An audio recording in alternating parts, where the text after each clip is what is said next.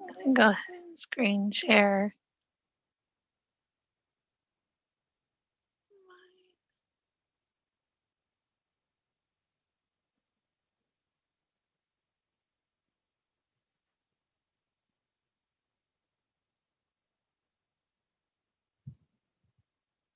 Can you see my PDF version of a PowerPoint? Okay, cool.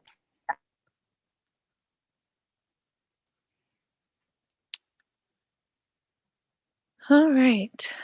Well, it's 6 o'clock, so let's get started. Welcome. We're going to open our Affordable Housing Resident Oversight meeting with an acknowledgement of the lands we're occupying. And I want to thank Tony and Consola and Thompson Smith and the Quillispe Cultural Committee and Emily Armstrong for recommending key language for tonight's acknowledgement. We as members of the housing system in Missoula acknowledge that we're in the homelands of the Salish and Kalispel people.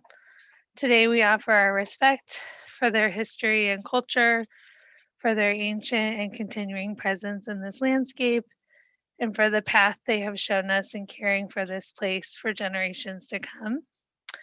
We recognize the ways in which systems of government have contributed to the disconnection of Indigenous peoples from these lands and their families, culture, and heritage.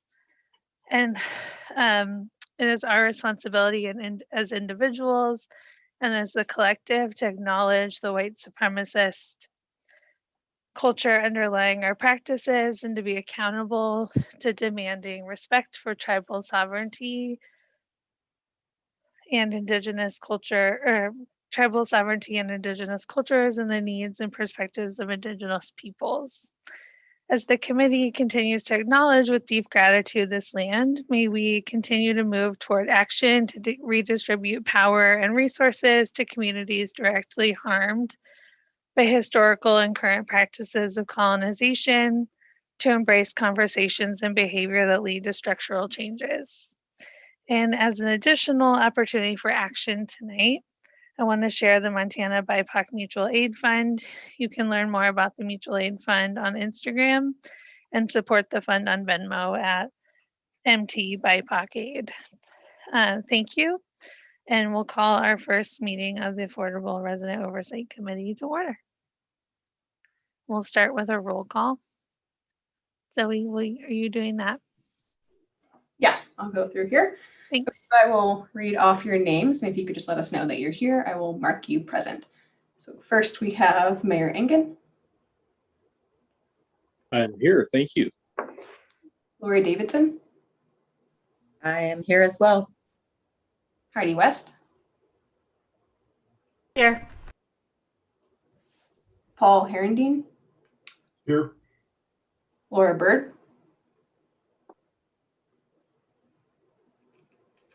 Is Laura here? I don't see Laura, maybe not yet. Okay. Katie Carlson. Here. Will Siebern. Here. Jerry Stiffarm. Here. Misty Brown. Here. Christine Littig. Here. Riley Jacobson. I'm here. And Bobby Jo Weston. I am here as well. Awesome. Thanks so much.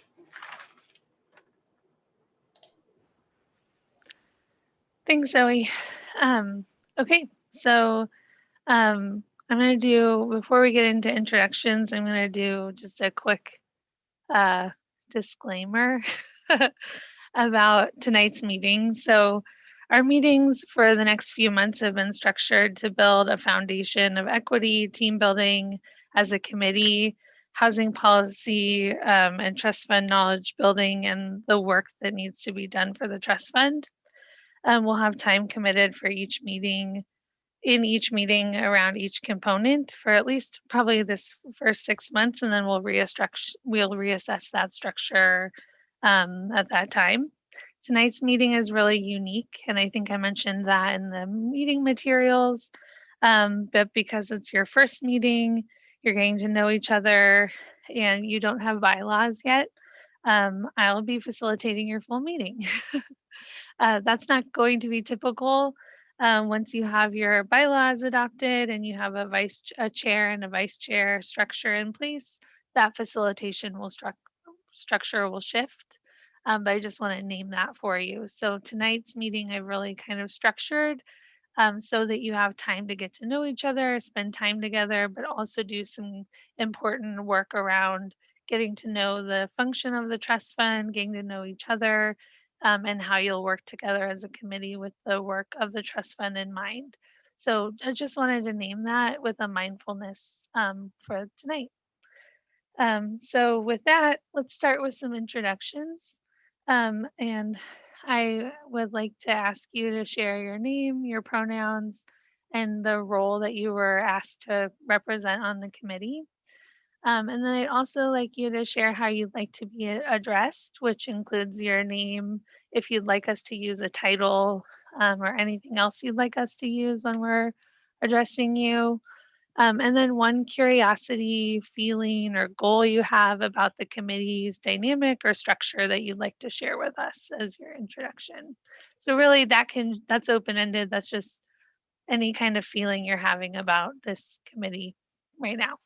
So who would like to, and I didn't introduce myself. I think everyone knows me, but for the public and for others, I'm Emily Harris-Shears. I use she, her pronouns, and I'm the Affordable Housing Trust Fund Administrator.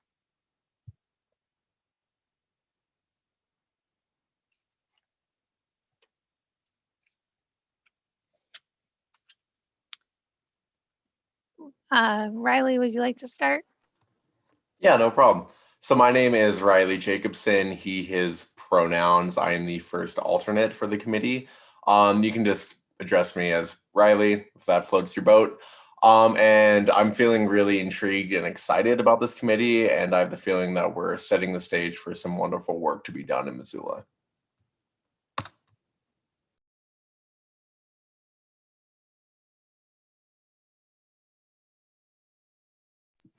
I'll step I in. can. Oh, Sorry about that, Misty. My name is Christine Littig. I use she, her pronouns. I am on a 3-year term with an appointment from the county commissioners, and I go by Christine. And I think tonight I'm feeling, you said curiosity, but I think I've been curious all day. Just what this is going to feel like, curious to meet everyone, curious to get started, and curious to see how we're going to learn how to work with each other and help Missoula through this difficult process.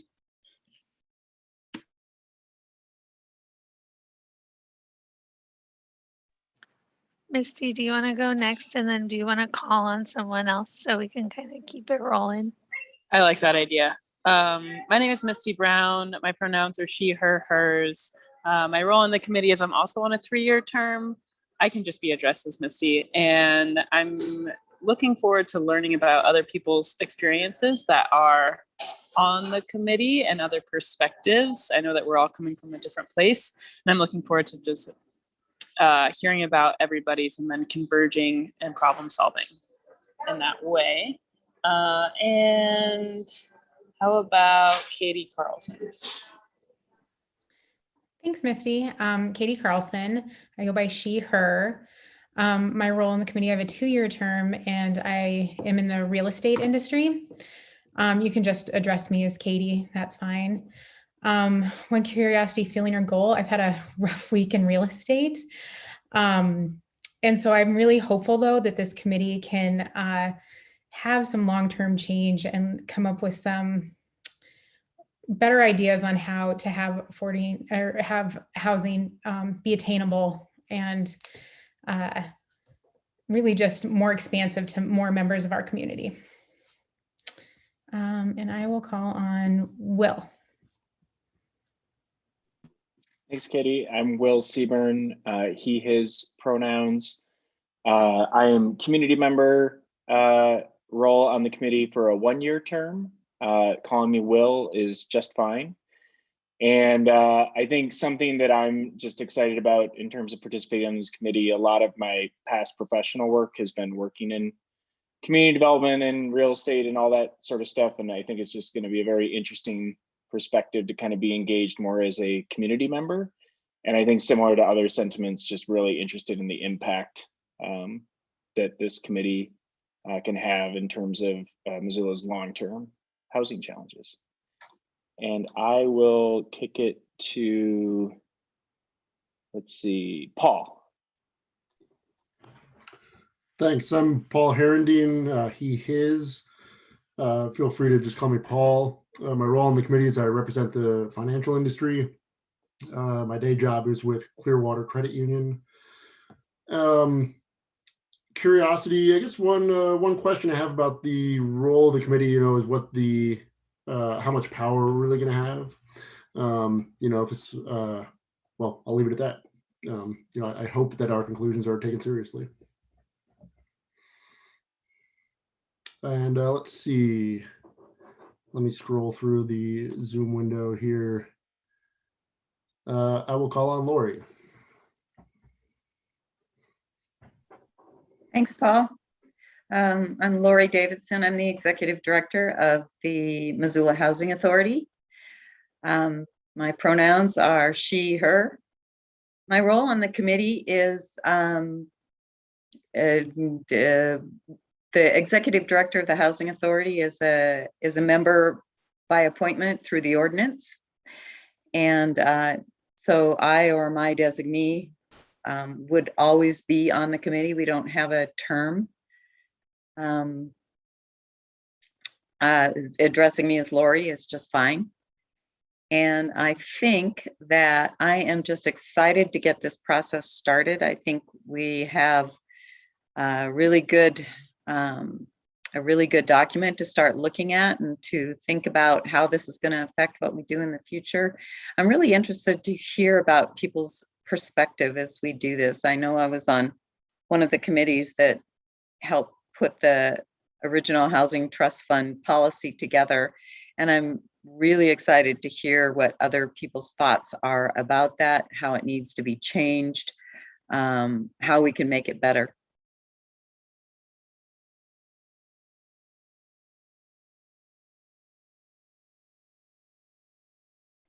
I need to call on someone that we haven't heard from yet. Let me see. Jerry. Thank you, Lori. I'm Jerry Steffarm, and my pronouns are she and her. And my role on the committee is a 3-year appointee from the mayor.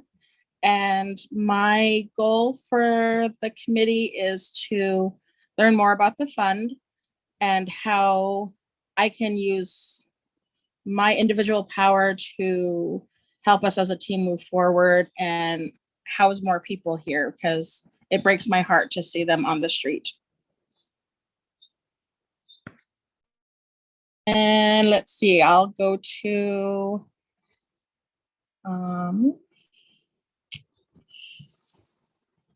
let's see.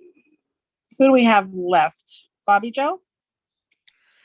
Yes. Hi, my name is Jo Weston. I generally go by Bobby. Bobby Jo is what my mother calls me. I use she, her pronouns, and my role in the committee is I'm the second alternate with a 1-year term appointed by the city council or the committee. My feeling that I have is I have hope. I'm hopeful for what we as a committee can do for our fellow Missoulians. And as Jerry said, it breaks my heart when I see people that are not in housing. I've been there, and I just want to, I just want to fix that. I am very hopeful that we can do a lot of stuff as a committee. And I don't know if there's anyone else left except for Mayor Egan. Thank you, Bobby. I feel a little bit like I'm back in high school and picked last on the sports team. I'm John Egan, Mayor of the City of Missoula. My pronouns are he and him. And please call me John. And I respond to a lot of things, but John would be my preference for purposes of this conversation. And I am feeling grateful this evening, grateful that you all would take your time to volunteer to engage in what is, I think, important and meaningful work in our community. The best decisions that happen in local government do not happen in a vacuum. They happen as a function of thoughtful people contributing time and talent and intelligence and compassion and energy to the process of making decisions. And so having a group with this much gravitas and a great variety of lived experience is nothing but good news for someone who's interested in trying to administer this program along with our staff in a way that really changes lives for the better in our community. So thank you all for being here. Thank you for your participation. I think I'm the only one who hasn't. Yeah, thanks, Emily. So I'm officially last, I think. My name is Heidi West. My pronouns are she, her, and I am the city council rep. And I go by Heidi. And I think I echo a lot of the feelings that everyone else has shared in this room. And I think one of the things that I'm really looking forward to with the Housing Trust Fund is the ability of individuals potentially to play a really effective role in addressing affordable housing in our community. So I look forward to creating some pathways that are unique to Missoula to addressing a community-wide problem.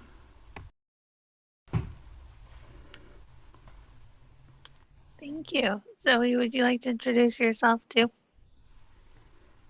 Yes.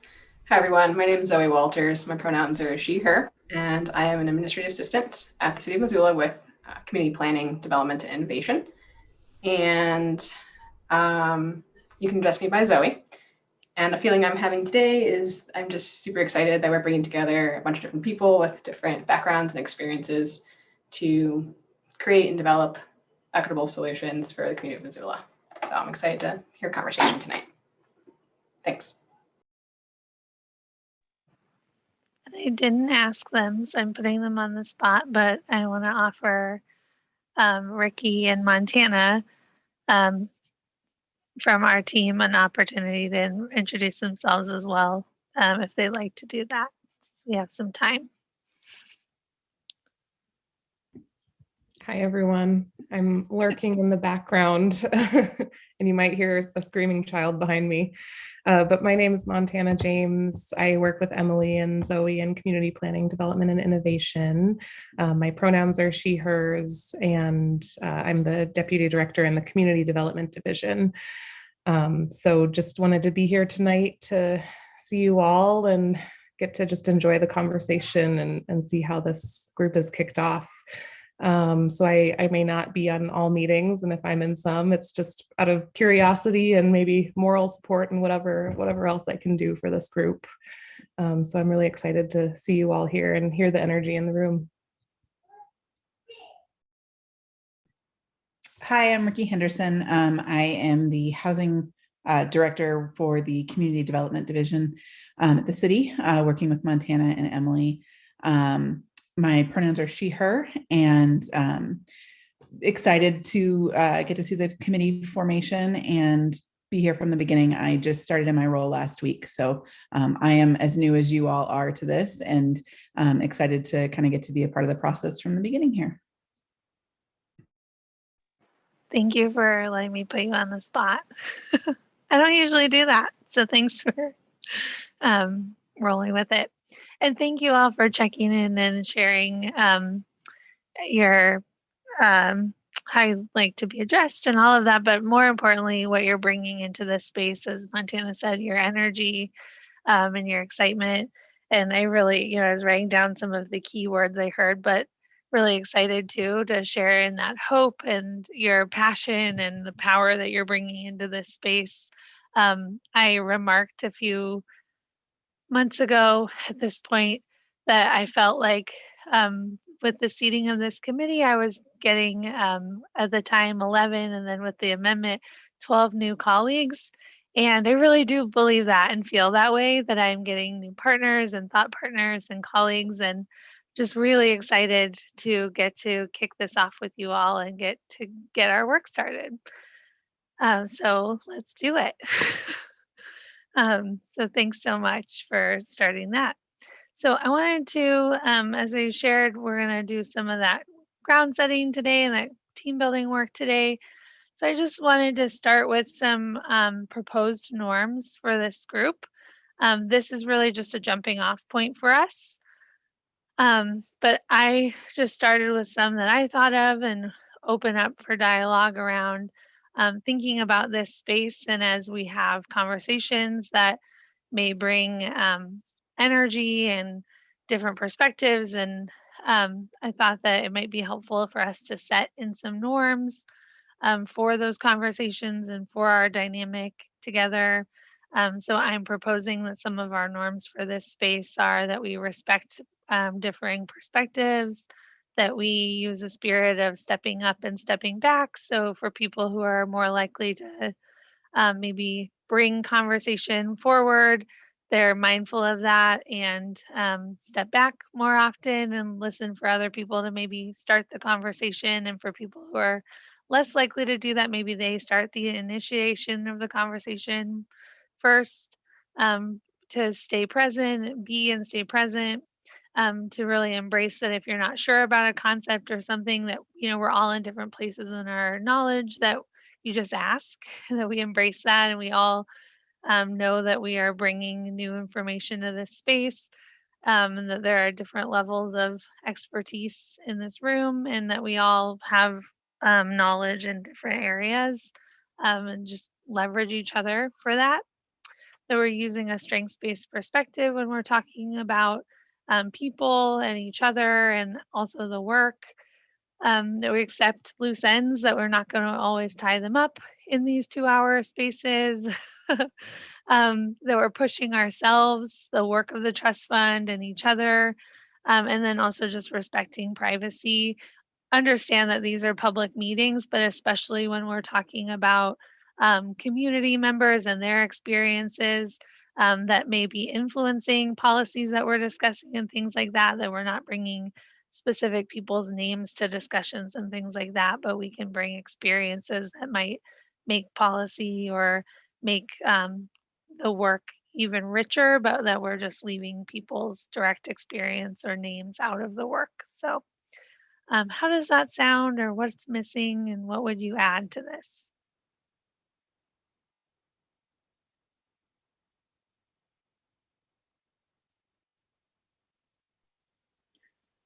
I was trying to do the step up, and I was trying to do the step back part of step up, step back, because I'm usually the first person to talk, but I think this all looks really good. Thank you for putting this together.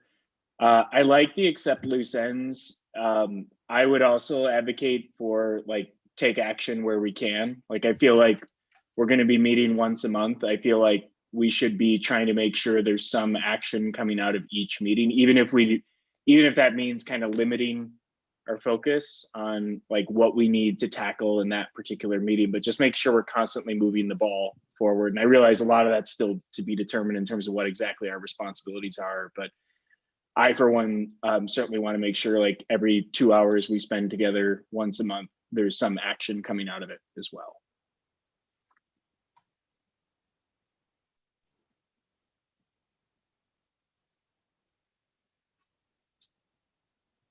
Will, I really appreciate you saying that, because I wasn't sure what else to bring to it except for action. Definitely will help us feel like we're not just attending a meeting. And hopefully that means that we can find a way to help the people that we are here to help. So thanks. But I don't know anything else that I can add to it right now.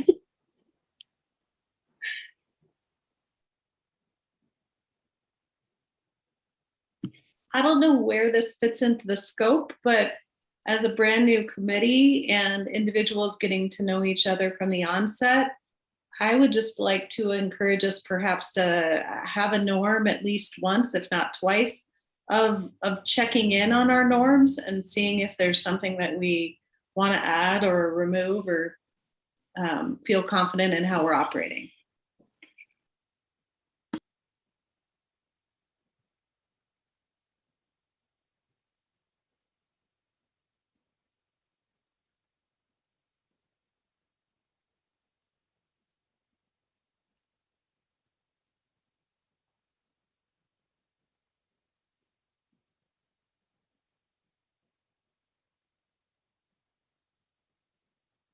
I'm making notes just so you know your comments are not just falling down, just so you know. Anything else to add to norms? All right.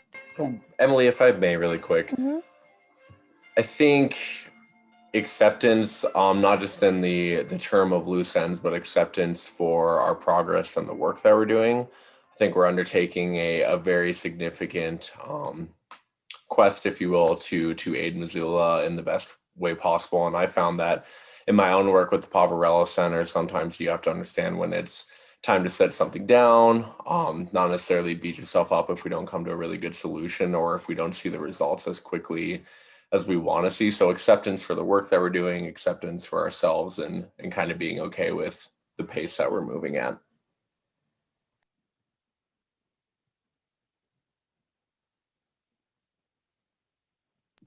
Gosh, I hate to be a double dipper, but as I was hearing Riley say that, I was thinking it would be great knowing the challenges that we're going to face to maybe even holding ourselves accountable to celebrating in some way or patting ourselves on the back when it's appropriate.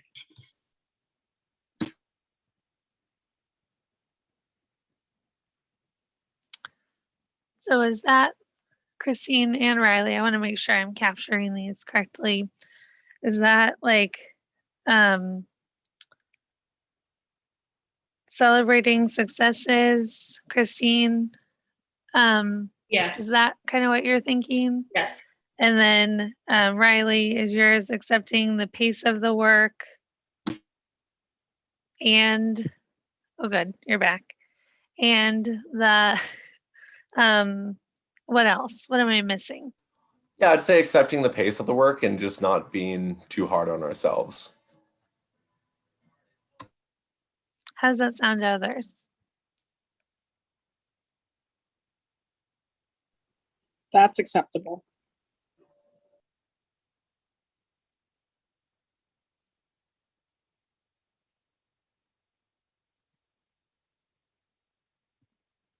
Okay.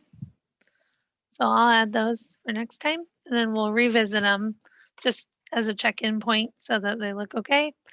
And then Christine, to your point about having a chance to check in, I have a question about whether you want a charter later in the agenda. So we'll have a chance to chat about that very soon. Okay, so anything else on norms? I'm not sure if this is a norm, and I don't know if this is within the realm of possibility, but what are the ideas around meeting in person? Is this going to be in Zoom like for the foreseeable future? Is this up to the committee members? Is this something that the city needs to decide? Good questions. So right now, we are planning to have this be in Zoom until the end of the summer. While we do some assessment of our capacity to meet in person.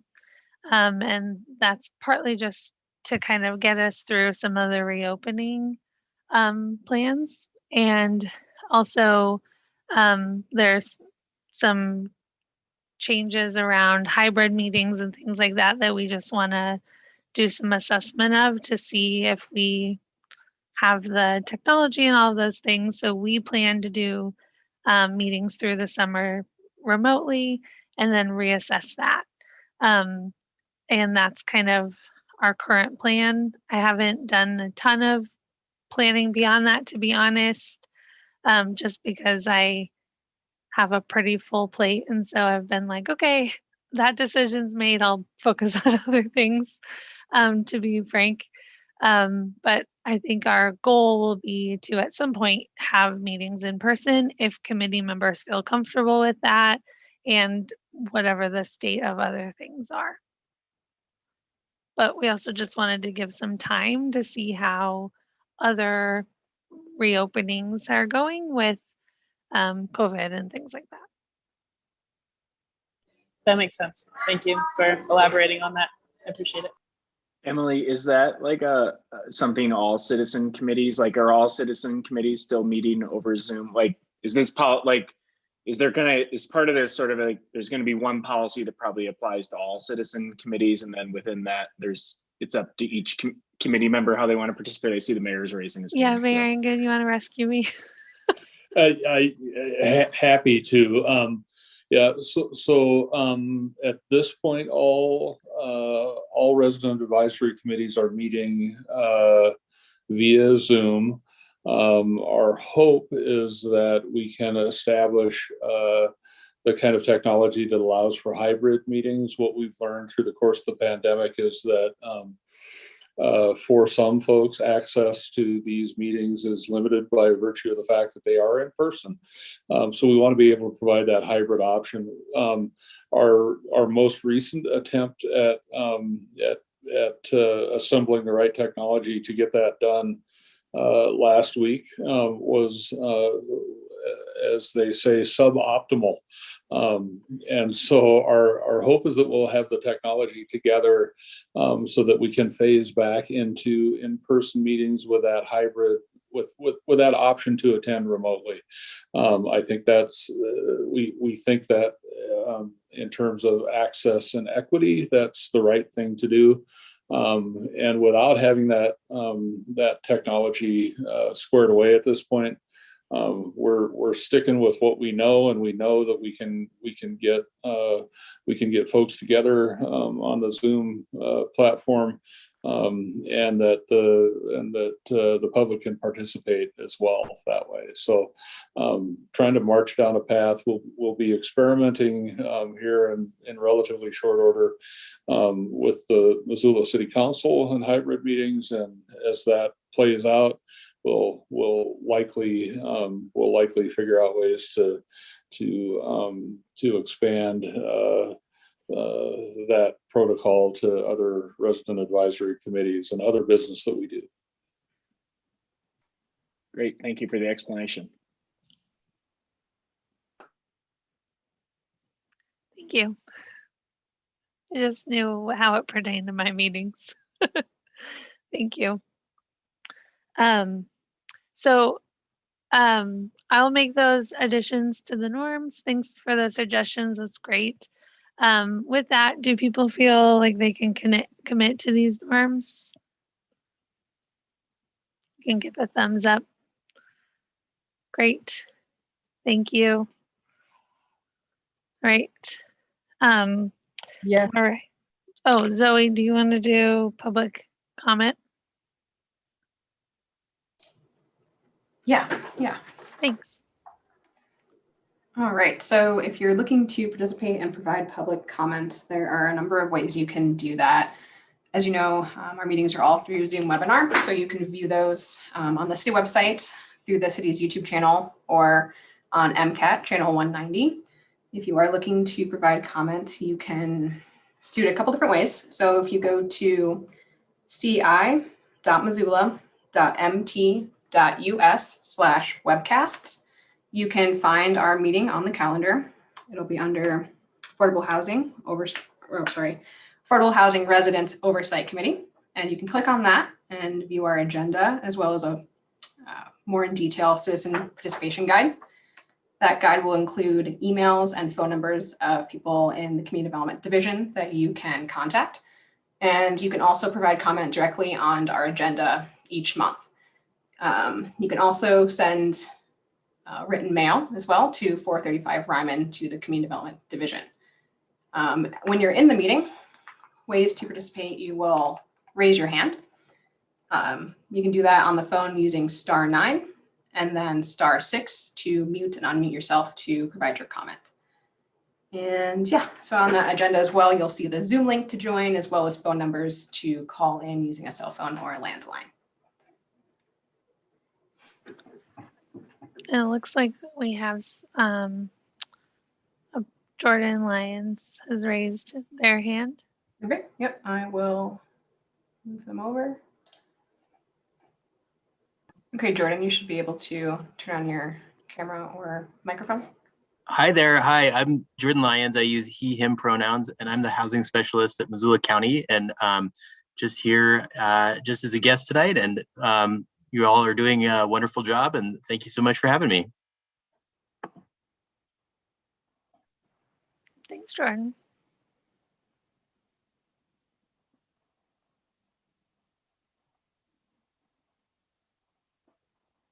All right, I think that's all we have at the moment. Right. Reshare.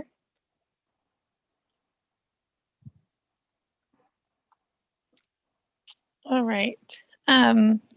So as I mentioned, oh, are you seeing my screen again?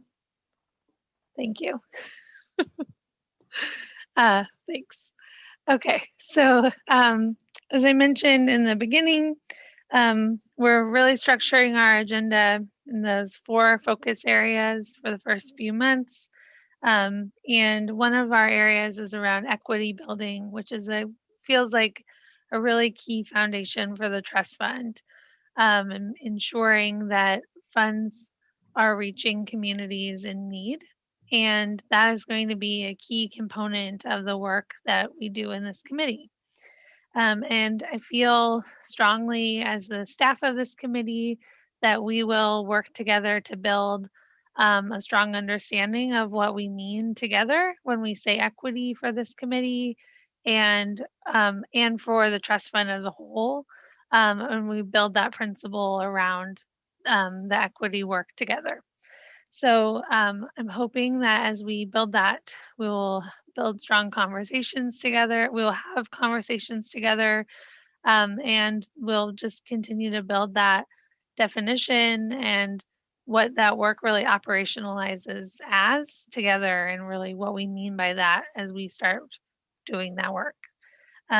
So I thought tonight we'd start with an opportunity to share and hear perspectives on what we mean. I know when you interviewed, when you started sharing materials about why you wanted to be, many of you who interviewed why you wanted to be on the committee, you talked about people who had marginalized experiences in housing and what we started talking about solutions to that and all of that. But this is now kind of our chance to start talking about concrete solutions and what that really means and looks like, and really as a committee and our identity around that.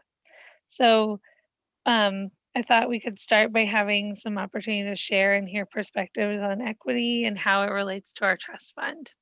And while we're going to do that, I wanted to start with this concept around courageous conversations and the 4 agreements of courageous conversations, which are to stay engaged when we're talking specifically around conversations around race and racial equity, and really can apply to any conversations around equity, but specifically when we're talking about race, that we stay engaged, that we speak your truth, that you expect to experience discomfort, and that you expect and accept a lack of closure. And so really asking you if you're able to commit to that for yourself, and to commit to that for the work with your committee members.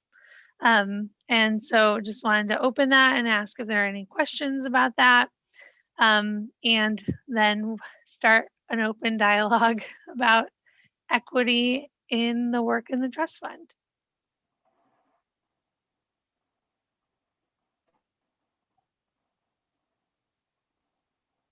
So I just have a really open, broad question tonight to start us, just keeping it open. And really, it's just, what does the commitment to equity look like within the Affordable Housing Trust Fund?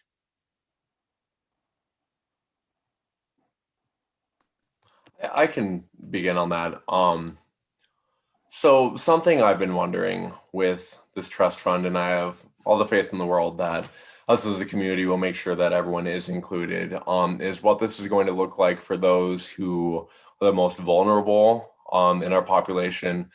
In my day job, I work on the homeless outreach team at the Poverello Center. And so I work very closely with a specific demographic of individuals who have a significant barrier to housing, whether that's lack of income or I guess lack of being seen on the same footing as other people in this community who, may have a job and may have rental history and may have lowered barriers to getting, that human right of shelter.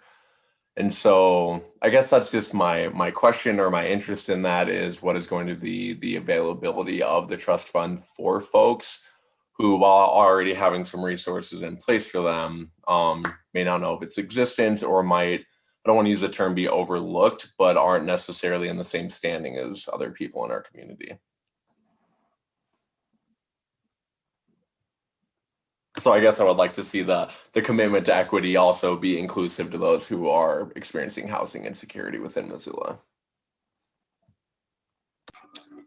I'm coming at this from a very similar perspective as Riley. I've worked as a housing advocate with homeless youth, and then I also worked at Mountain Home, Montana, which is a residential facility for homeless moms ages 16 to 24. And so those are demographics that are overlooked. Like, I'll just say that they are overlooked because of a lot of systemic and or historical issues. And yeah, so when I think of equity, I think of like specifically reaching outside of the box of people that are traditionally served by the systems in place and problem solving in like innovative ways to outreach to people that are swept under the rug. Like, I think that this is what equity means.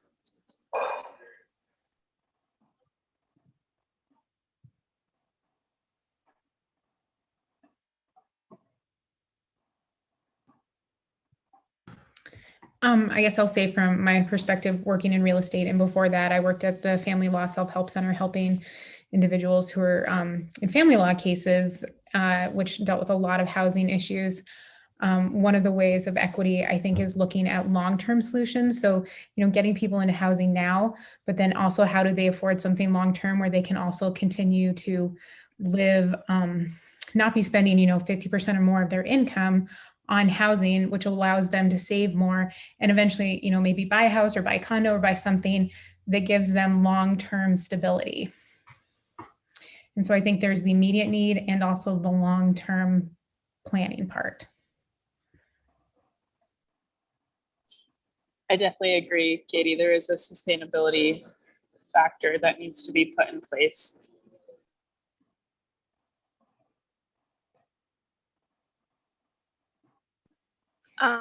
If possible, I would like to say that I agree with that wholeheartedly. I also think that there is not just getting into housing, but there is such a difference when we go looking at applicants, because we do have such a small pool of rentals available that the people that face more barriers have almost no chance when compared to somebody that was displaced because their building was sold out from under them, but has had that rental history for such a long time, or has had a job for such a long time, that when you have, when you're facing situations like you are homeless, or you've just gotten a job, or you are a single parent that is struggling, there are so many different things where it's just so hard to compete for those rental units that are so slim to get.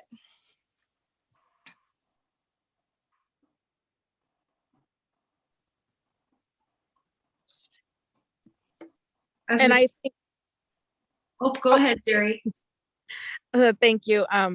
I think also commitment to equity would be thinking about those who are elderly, on fixed incomes, who aren't able to afford where rent is going now, and those families who are living multi-generation in a home, because that is the only way that they can afford to house themselves. So looking at those other demographics besides the young and up and coming, as they would say. So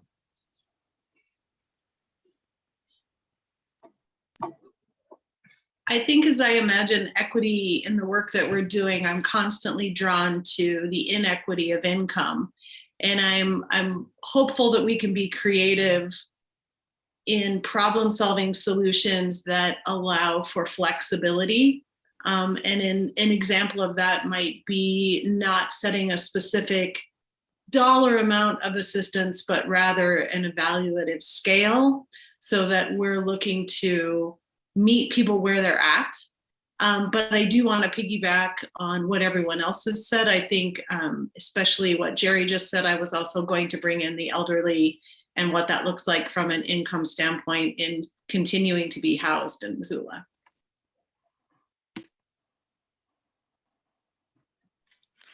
I would also like to mention, I was looking, I know most of the housing assistance that's available for people is based on the area median income, which it has nothing to do with the actual housing prices.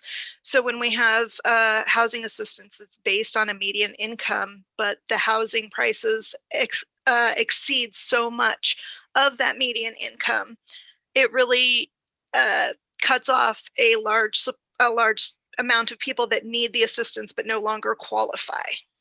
So that's when we're getting to the lower middle class or stuff like that, where they make too much to be able to get any assistance, but also make too little to be able to actually survive. That is such a good point. What a succinct way of putting that. Thank you for bringing that up.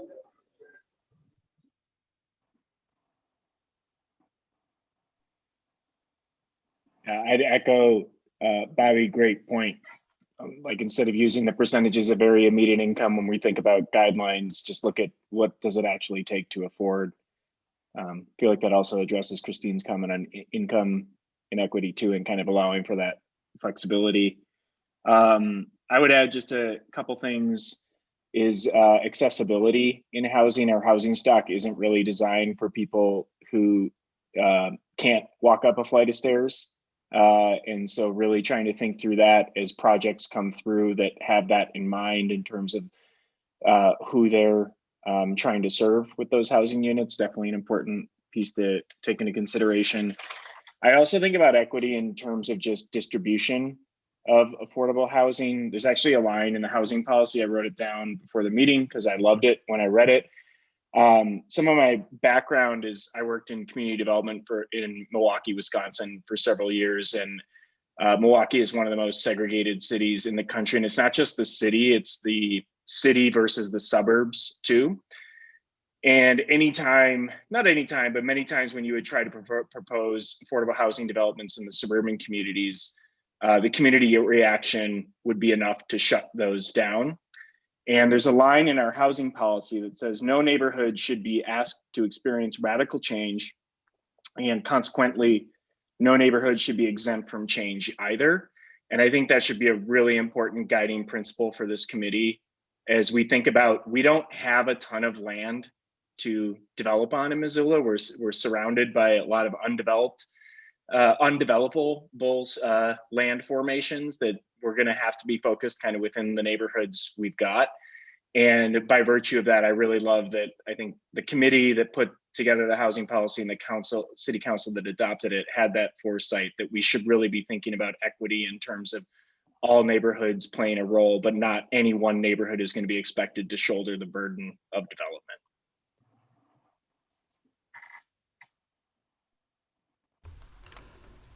I just want to support what Will just said. I live in the North Side, West Side neighborhood, which is, I would say, is disproportionately experiencing or carrying the weight of providing affordable housing in our community. And while I absolutely love what's going on over here, and I'm looking forward to all of our new neighbors, I do think that the rest of Missoula, also has a responsibility to provide affordable housing, and in the long run, it's going to be better for everybody if we all, have mixed income communities where, everybody gets lifted up. And I think one thing that equity means to me is really looking at where our gaps are and realizing that maybe we don't know where all of those are. And I think there are people that are failed over and over again by the existing systems we have. And so I think part of our work is creating some alternatives to what is already out there. I don't know what those are. I guess that's what we're figuring out.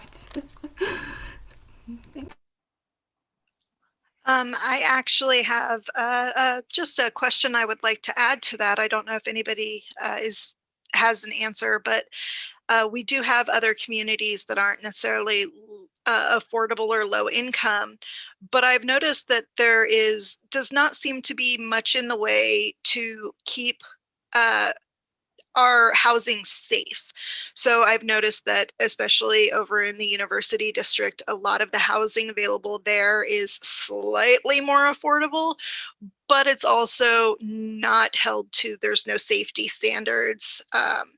And, the people that are able to rent there, the college students, the people that make less, they're stuck in housing there, that they're stuck in leases where a lot of the houses have not been maintained, or the apartments have not been maintained to a point that's safe. And I could not previously find any ordinances in Missoula County or any way to actually hold that, except, if you take them to court under a civil suit, which is not feasible for people that are low income or college students. I don't know if anybody has any info on that, or a place for even people to look that we could make that available to more people.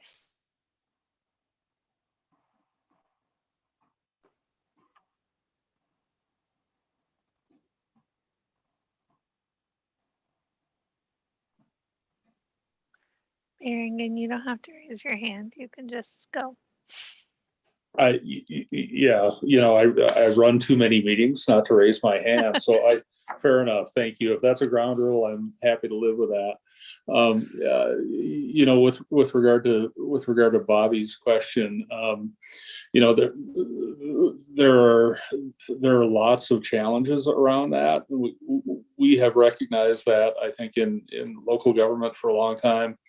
And a number of years ago, the city council took a run at a voluntary inspection program where we are prohibited by statute, unfortunately, state law, from licensing rental properties or really requiring inspection of those properties for life safety. So it unfortunately becomes incumbent on the tenant to report those life safety issues, and clearly that's a challenge for all sorts of reasons. Retaliation, you get bounced out of your unit, etc.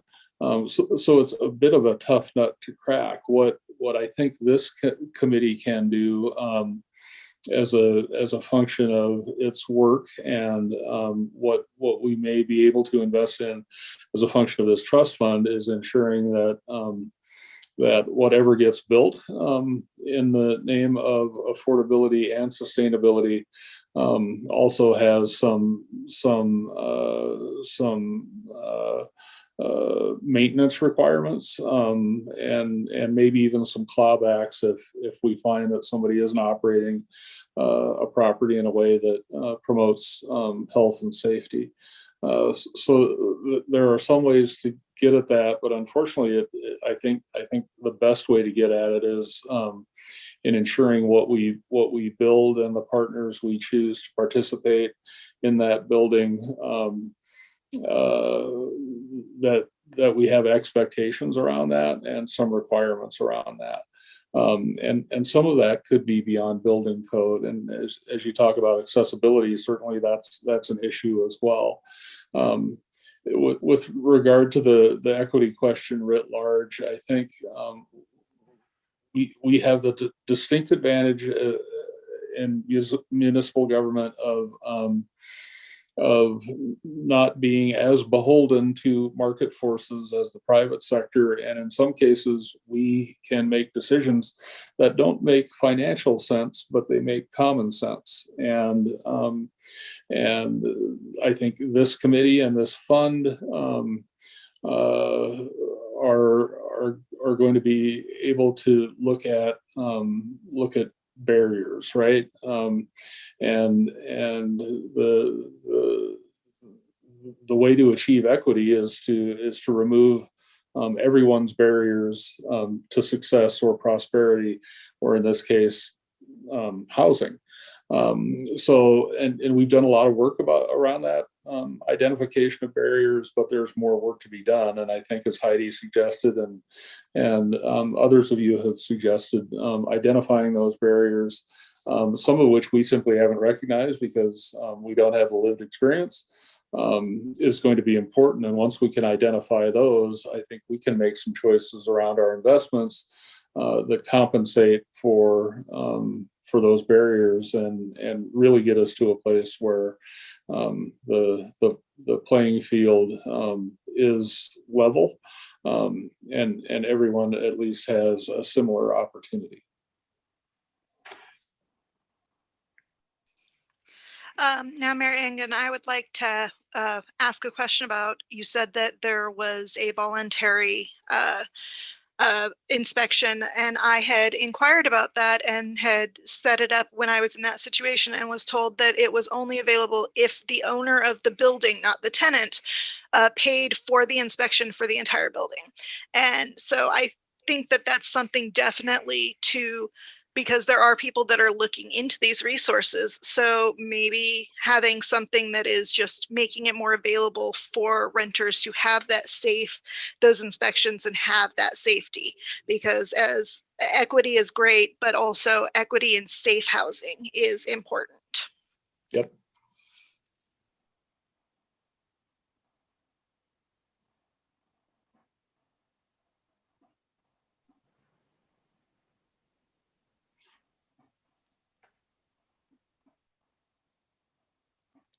So I'm hearing a lot of, I'm going to use some of my own words to summarize what I'm hearing. But I'm hearing a lot of themes around our commitment, and I want to make sure everyone had a chance who wanted to speak. So if you didn't, you can raise your hand. That's a great tool to use. You don't have to use it, but it's a great tool to use. But what I think what I'm hearing from this group is, that there's a named commitment to serve people who are often not served. And that might be people who are experiencing homelessness, who are kept out of accessing services. That might mean safe housing.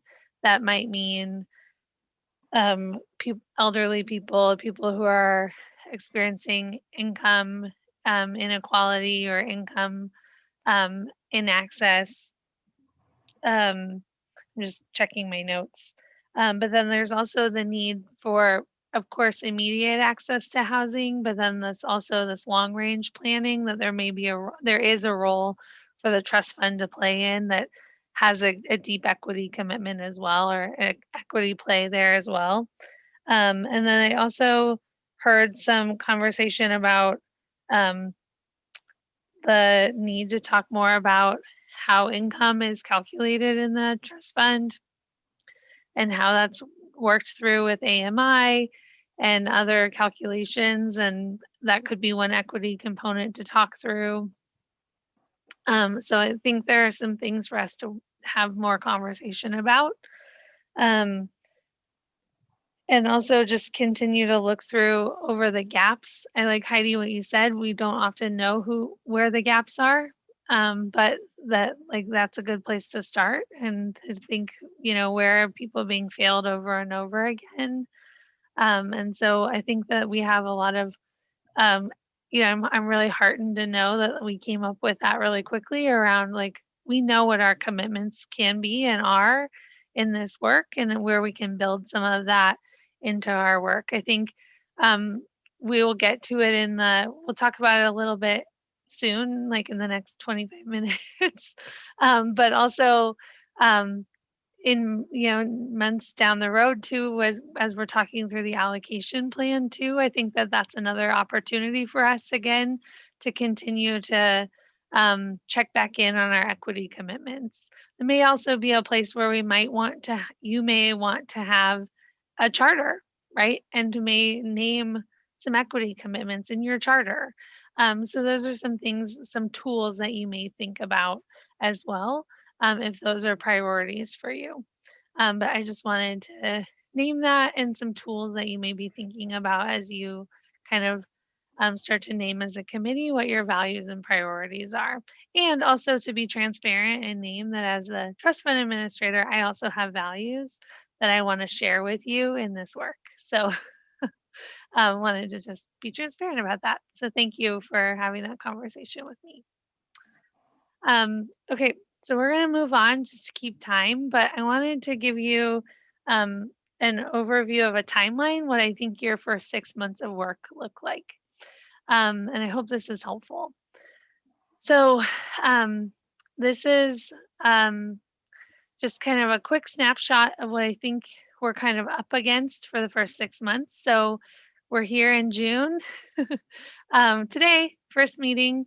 And then I wanted to just kind of highlight that I know I said in one of your first emails that simultaneous to your seating process, I was also working through an ordinance amendment to do some housekeeping cleanup that I identified during the process of seating, which included that we wanted to clean up that the alternates were able to have votes when there are absences or when there's a vacancy. We also reordered and named the titles of the alternates to first and second alternate in the ordinance language. We also added a fourth community member spot. And then we also changed the name of the Oversight Committee to Affordable Housing Resident Oversight Committee.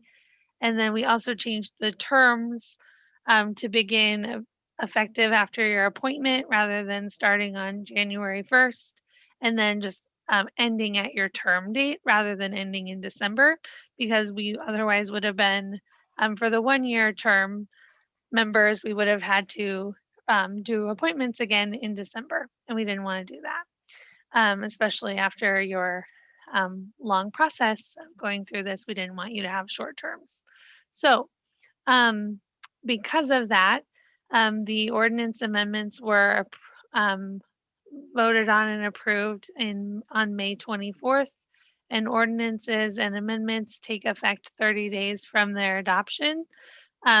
So that means that we're kind of in this gray area right now where we don't have an approved ordinance amendment yet, which means we can meet today, but we can't vote on anything today.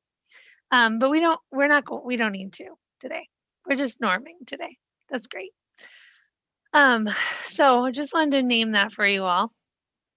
But we're going to start looking at the bylaws and things like that in a little bit too. And so we'll start the bylaw review and get that started in a little bit. And then I think that will take us through July, depending on the edits and revisions you have for today. If it's ready to go, then I'll take that to the city attorney's office. If it's not ready and you have more edits, we'll work on that, bring it back to July's meeting, and then we'll just keep iterating from there. And then eventually the process is it has to go to the city attorney's office for review. And then when it's ready, we'll come back to you and you'll adopt it. So I just want to name that until you adopt them, I will be your facilitator in the meetings until that. So I don't know if that makes you feel more urgency to adopt it. And then starting in July, I will have your Affordable Housing Trust Fund draft policies ready to begin review. I know I shared recently too, and I've sent you a lot of emails recently, I've been working on the draft policies and have been working in a public review process for the last probably 6 weeks or so. And that public comment period has closed. So now I'm taking all of the public comment and synthesizing that. I'm just including things that feel obvious. And then things that will need more discussion will come to you all. But everything that I'm doing is getting documented so that you'll be able to see everything from this stage on that's being done. And then you'll get all of that in July so you can review it. And we'll start that process of adopting the adopting the administrative policies. I hope that we'll do that through the summer. That is an iterative process, and it really will be up to you all for how many meetings that takes. And I welcome your participation on that. So I'm not going to rush you on that. And then we would like to propose that we run an innovation round of funding this summer. Really in the policies, we have a section, a proposed policy that we hold back about $150,000 of a minimum trust fund balance that allows us to respond to urgent needs in the community. And given that we have not made awards since the the trust fund was adopted last July, and we have received requests from the community since then. We would like to, once the policies are adopted, we would like to run a innovation round of funding with that minimum trust fund. And that will allow us to test the policies before we do the full grant making round in the winter. And also will allow us to get some money out into the community to meet some of the urgent need that we know is there. And will just allow us to do some community participation and testing. So that will be, I'll provide way more information on that probably in July's meeting, and a vision of that you all can see and interact with and ask questions and all of that. But if you agree and endorse that, then we'll move forward with that in August. We won't do a full allocation plan for that because it will be a condensed amount of funding, but I'll have a vision for you to review and adopt, and that will be in August. And then simultaneously, depending on when the bylaws are adopted, you'll select your chair and co-chair, probably in July or August, depending on when you adopt those. And then in August or September, we'll have the housing assessment report, which will really be a landscape assessment of housing needs and outcomes of housing projects. That'll include our HUD projects and other housing investments in our community. And that will help inform our allocation plan. And that will be for you all to review. And then the allocation planning process, including its adoption, will start in October and take us through the end of the year. And that is our process for the first 7 months of the trust fund of the oversight committee. I'm sure there will be more things to pop in here as you all kind of start to breathe life into this committee. But this is sort of what I think is on your work plan for the first few months. And I wanted to just open this up and ask if you have questions or if you have feedback for me on this.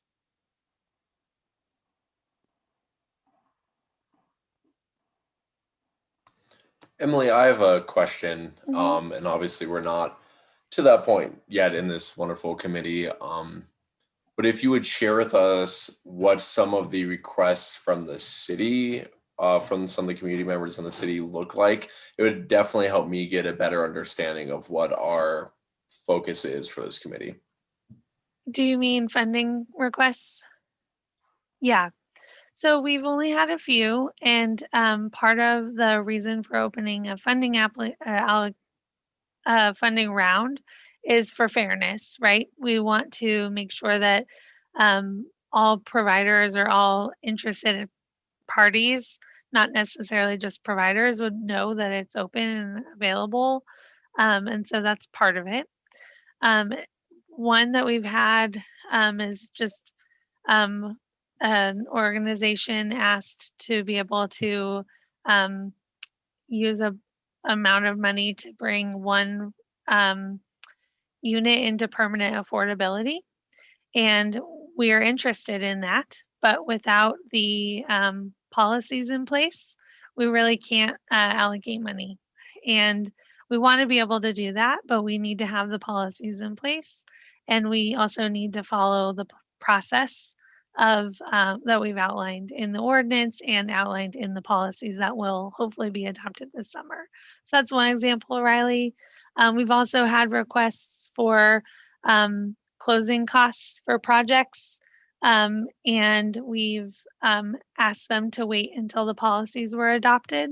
So we're just kind of following that process for other organizations too. Thank you. But we also don't want necessarily to wait until the full grant making round, which would open in the winter of 2022. And then contracts wouldn't start until July. So we just want to have a more responsive process than that.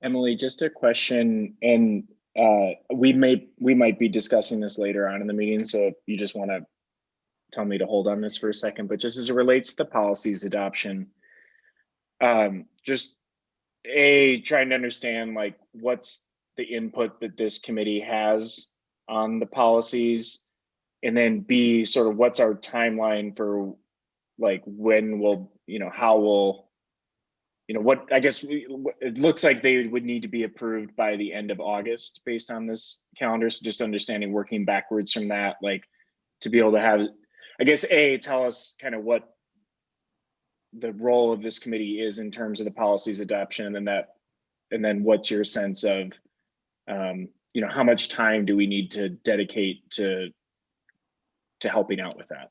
Yeah, thank you. Well, that's a great question. So this is a wishful thinking timeline. So I should say, like, really the timeline is yours, right? Like I would like to meet some goals, but ultimately I want to be in partnership with you all in what you need. So if we need more time, we'll work on that. I would, and also if you need different materials so that you can meet goals, I'm open to that feedback. My vision around the policies is that I will give you the materials you need to review it and give feedback on its current state and what you think needs to change in it, so that then I will get it and try to make as many of those edits as possible before your meeting so that you guys can have a version to approve, is kind of my hope. We're doing some of that now with the public comments, and some of where we will be, I think it will likely be 2 meetings, I'm assuming, because you will have, you'll need to see it and then make comments and then approve it in the next meeting, if that makes sense. Does that make sense? Is kind of what I'm thinking. Yep, that makes sense. I'm grabbing, sorry, Will, I'm grabbing right now, like the comments that from the public that can easily be included. And then there are going to be comments that I think you all will need to discuss and make decisions on together and then advise us on. So those are things I'm flagging for you all too, right now. And I'm doing that process in partnership with Montana and Ricky and others in our division. And so we're just working on that stuff in preparation for July's meeting. And you'll get those materials before July's meeting, of course. That's great, thanks. And is this an annual process where like once a year we take a look at the policies and see if anything needs to be modified? Like, is it set up by default that there's like some interval of time where they'll be reviewed, or is it more so at the discretion of the committee if we decide it's time to take a look at revising the policies? Yeah, that's a great question. I don't think we've gotten there yet. I think there will definitely be some revision after we start doing some grant making. There always is, right? There's just some like things you learn after grant making. I think that will happen after the innovation as well round. But I think we're sussing out some of that now. I think it makes sense to do an annual update of just like any changes, and then if you need to do a revision too. Great, thanks for the answers. And I'm sorry, some of them are still kind of unclear because we're just figuring it out. I think that's pretty normal to expect that, so that's fine. Thanks. Emily, I was wondering if we have addressed how the bylaws are going to get developed. Is that one of the things that you are going to give us to review in July? And I'm not expecting that we're going to be drafting those on our own, so to speak. I wrote them. Okay. I drafted them. And I actually sent them in this agenda. Where did I miss that? I don't know. They're attached to this agenda. Okay. So I just missed them. We're going to review them in a few minutes. Okay. And you can send edits to me later too, Lori. That's fine. Thank you. But we are going to review them, and then the city attorney's office will review them, and then you all will adopt them in a future meeting. So anything else on the timeline? Any questions? Or Will, did I answer all your questions? Yeah, you did. Thank you. Okay. And I just, want to reiterate that we haven't done this before, especially with the policies. So feedback is really appreciated, and process that helps you is really appreciated, because this is your process, and I want to do things that make your work efficient, and that also serve my purpose too. But I really am so appreciative of your time that I want to be really mindful of it as well. So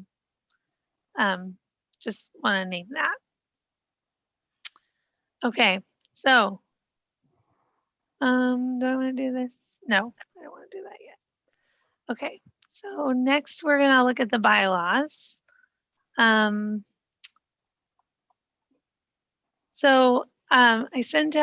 didn't send the bylaws by Word document. I just sent them named in the email that they were in the agenda.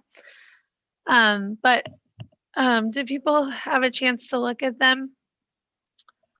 And does anyone have edits?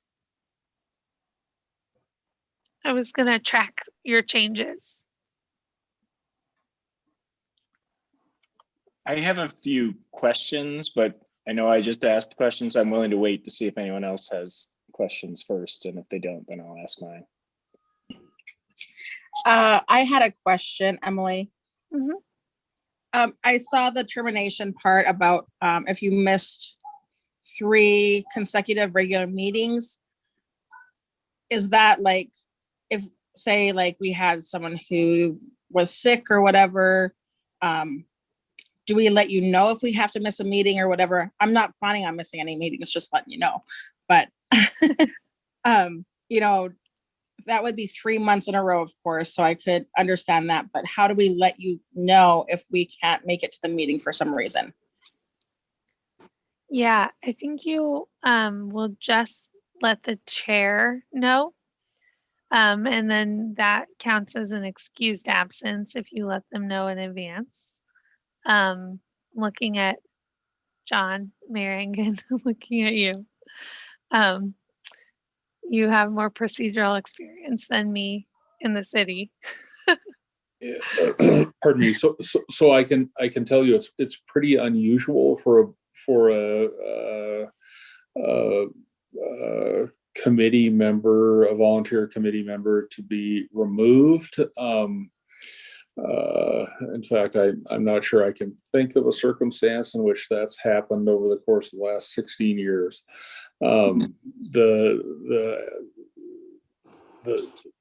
What typically will happen is a committee member will recognize that for whatever reason the time commitment is too much. It no longer works based on changes in their life or schedule, etc. They'll resign and then typically be replaced by depending on whose appointment that individual was. And if for some reason that committee member were chronically absent, didn't offer any sort of reasonable excuse for that absence, I think it would be incumbent upon me as someone who appoints, or the city council, or it would be incumbent upon us to likely replace that person when their term ended. I think having this in here is fine. I think as a practical matter, it's relatively unlikely to be a thing.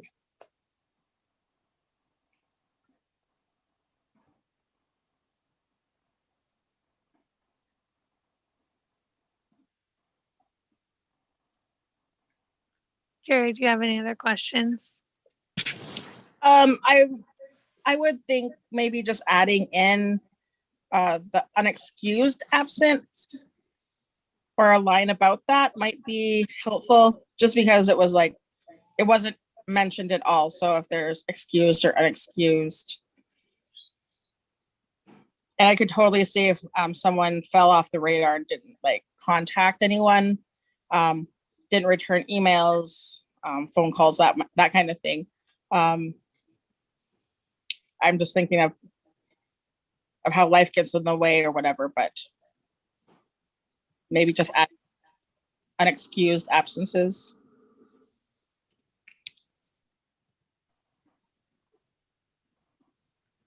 Yeah, the language is just 3 consecutive regular meetings. So I will just flag this. I'm going to flag this. And I'm going to talk to the clerk's office about it. Is that okay, Jerry? Sounds good. Oh yeah, totally. I'm just thinking. Jerry, I definitely agree with the sentiment of what you're talking about. I think one thought I would have would be our policy should probably just align with other resident committees, and maybe that's why talking to the clerk's office is a good idea. It seems like it makes sense that it be a standard, like across all committees. Yeah, definitely. Yeah, I took this from other committees, this language, but it sounds like there's from what Mayor Egan is saying, an approach that other committees use as well, to sort of just check in on what's going on with people and work it out too. But this is the standard language. And I was using unexcused absences from my old committees, so not from the city, sorry.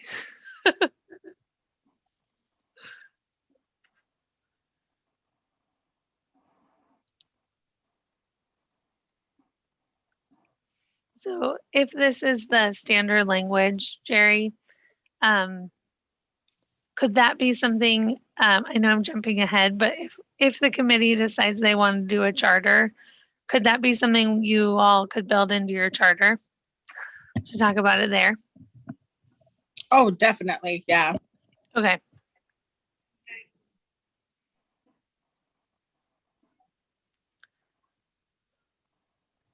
All right. Anything else? Will, did you say you had questions? Yes.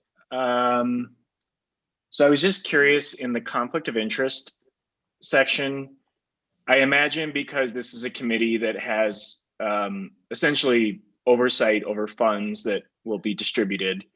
And given kind of the issue of affordable housing, like a lot of us who are going to be involved in this probably have ties to different groups and things like that.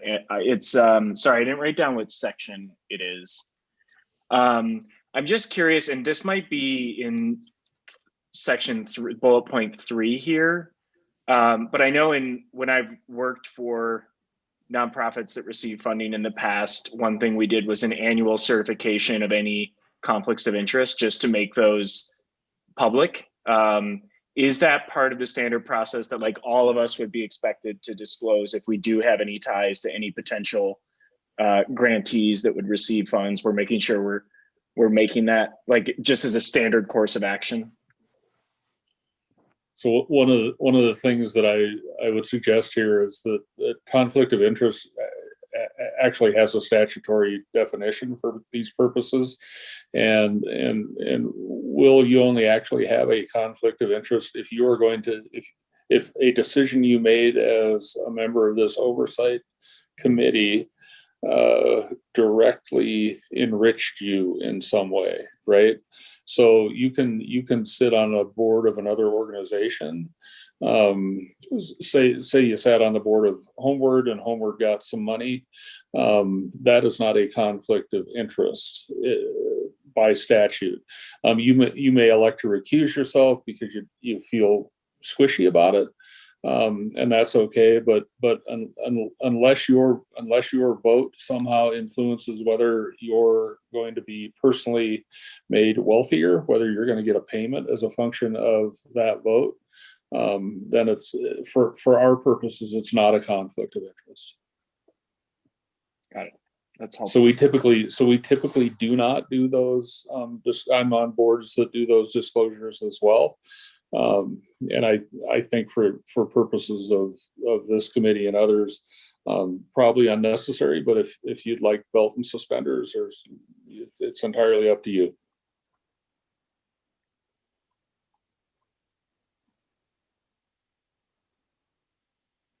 Okay, that's helpful. In section 5 on, it's section 6, I think, or article 6, I think, or article 5, sorry, officers and duties. There might just need to be some language that needs to be clarified here under removal from being an officer. I think it says that a 2/3 vote can remove an officer. And I think what that means is that they would no longer be the chair or the vice chair, but the way it's written, it seems like it could imply that you could be removed from the committee altogether.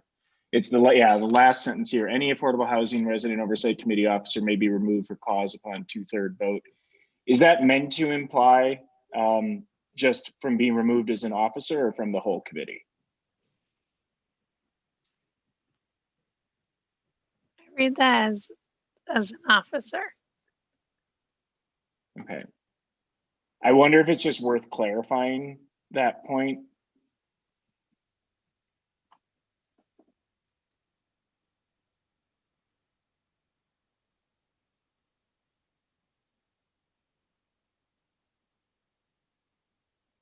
I also wanted to pose a question to the group about, I guess, term limiting the chair. This is something we talked about at length in the local food policy board that I'm a member of. I think sometimes a strong personality can dominate a board, and we had a lengthy discussion on whether or not we wanted to term limit the chair to give everyone an opportunity at leadership. So I don't have a strong opinion either way. I just wanted to, I guess, bring up the idea.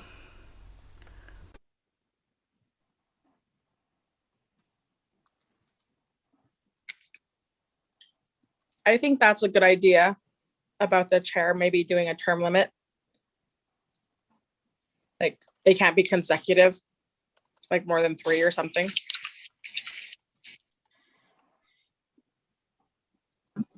I also agree. I think limiting that makes a lot of sense. What do you want to limit them to?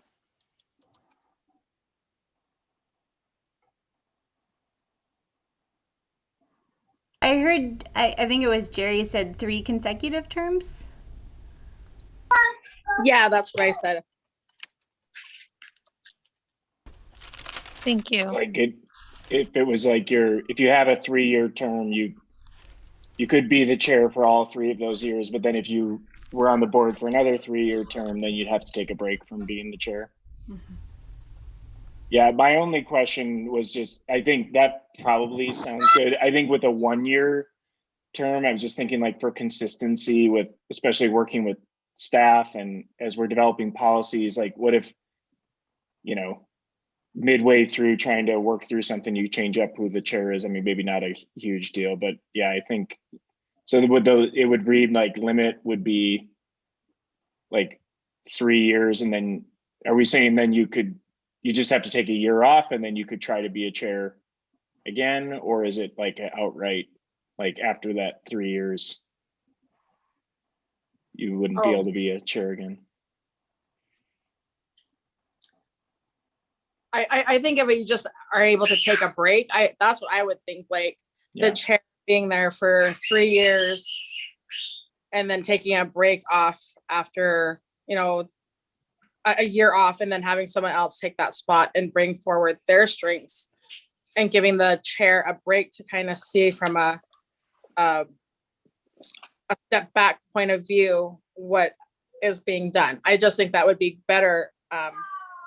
I think as a board and as a member, mentally, I mean, a chair can take on a lot of responsibility, and sometimes they shoulder a lot of the burden, especially when other members may come and go. So I think that would be good. And also if a chair steps down, then other people have that experience too. Okay, so let me just make sure I have that right. So the officers will still serve a 1-year term, but they can serve up to 3 consecutive terms before they need to take a break. And then they can serve again after they've taken at least a 1-year break. Okay. I'm just making comments and then I'll write real sentences when you're not all watching me. And when it's not on YouTube. Okay. And then anything else? What else did you? I think I had a question under the Article 2, Section 3, specific powers and duties, but I think we talked about it. It sounds like, according to the bylaws, like our responsibilities are 1, approving the policies, and 2, approving the annual allocation plan. Yep. So is approving the policies specifically listed here? Or should it be? If it's not, I might be missing it.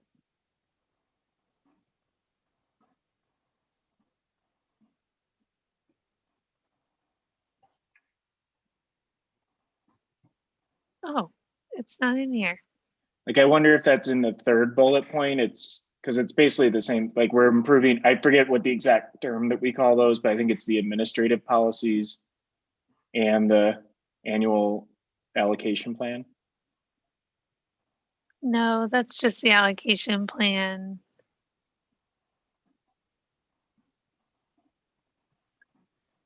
Yeah, my suggestion would be we could just say annual allocation plan and the administrative policies.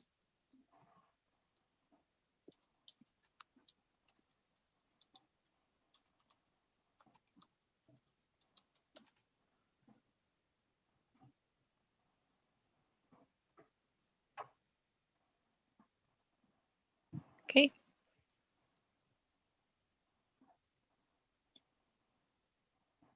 And then Emily, the only other question I had, and I don't know if this isn't necessarily a bylaw question, I'm just curious, agenda setting in general, like once we have a chair and a co-chair, like how does the agenda get set? Like who decides what it is we're going to be talking about, and how does that work? The chair and the co-chair will work with Zoe and me to set that agenda. And I think they'll work with you all as well to see what items there are, but it'll be kind of up to that team. And so like if I'm a member, I'm not the chair, and I'm like, hey, I really think we should be discussing this at the next meeting. It's just like we have a conversation about it. It's not like there needs to be some formal process to vote on items of what gets included in the agenda. It's more so we just have a discussion about it. Yeah, not that I know of. Okay. And then I think there's also opportunity in the meeting prior to identify things that we need to talk about in the next meeting too. Can I ask one more I question? think Heidi has Or something, sorry, and Heidi then came let's go off back mute. to you, Will. Go for it, Heidi, sorry.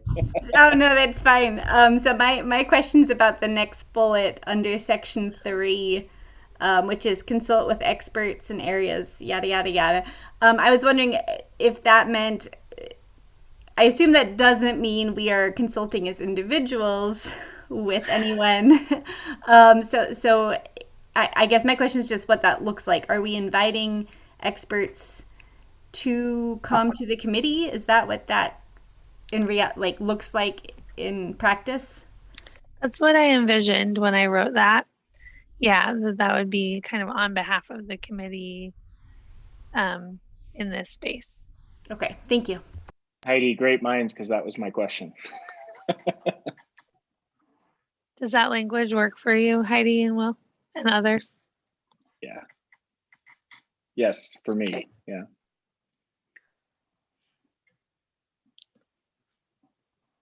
I had a question about the special meetings. This is Article 6, Section 2. It says special meetings may be called with 7 days written notice, and notice will be published 1 week in advance of the meeting. Are there situations that, and this is kind of a rhetorical future question, are there things that might come up that waiting a week to have a special meeting is a long time?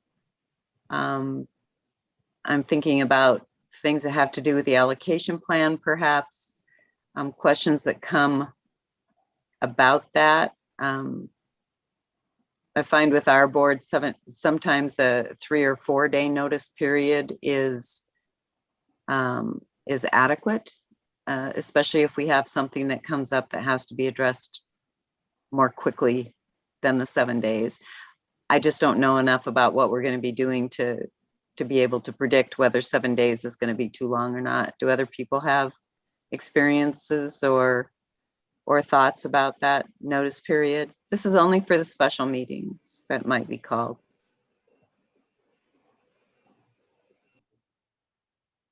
When I read it, I felt like 7 days plus the public notice was a long time when we're working in a situation that already has multiple challenges. If we have the flexibility to build in some more nimbleness that on the front end, that might be smart. Emily, what I'd suggest is check in with Marty on our notice requirements.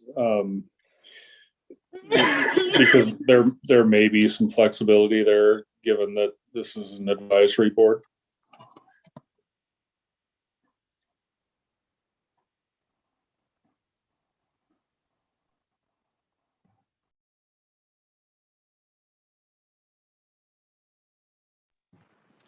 Thanks, I'll do that.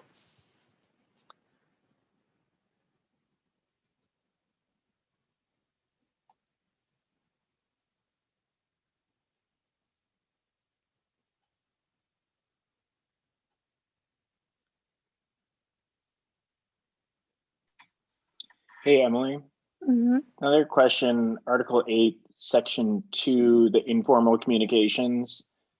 Nothing to change here, but just want to make sure I really understand it.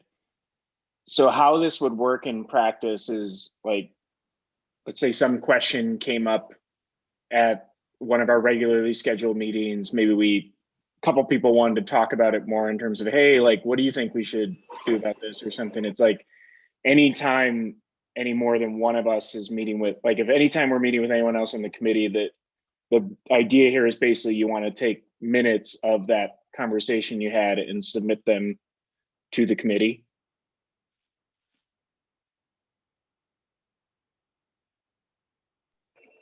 Sorry, there's a vacuum behind me. I'm gonna need you to repeat that. That's okay. Are you good now? Vacuum is okay. Well, I turned up my volume very high. Can you repeat that? Yeah, so I think I understand what the informal communication section means. I was trying to give an example of, like, in practice what that would look like, which would be like if I wanted to talk to Christine about something related to the allocation plan and we met for coffee to talk about it and we had some ideas about what we should do. The idea is, like, we should summarize what we discussed and, like, email that to the rest of the committee so they know what we're talking about. Is that what that's intended to cover, or am I off the mark? I don't think so. Okay. I think it's no, I think it's that you should not conduct committee business in an informal setting like email.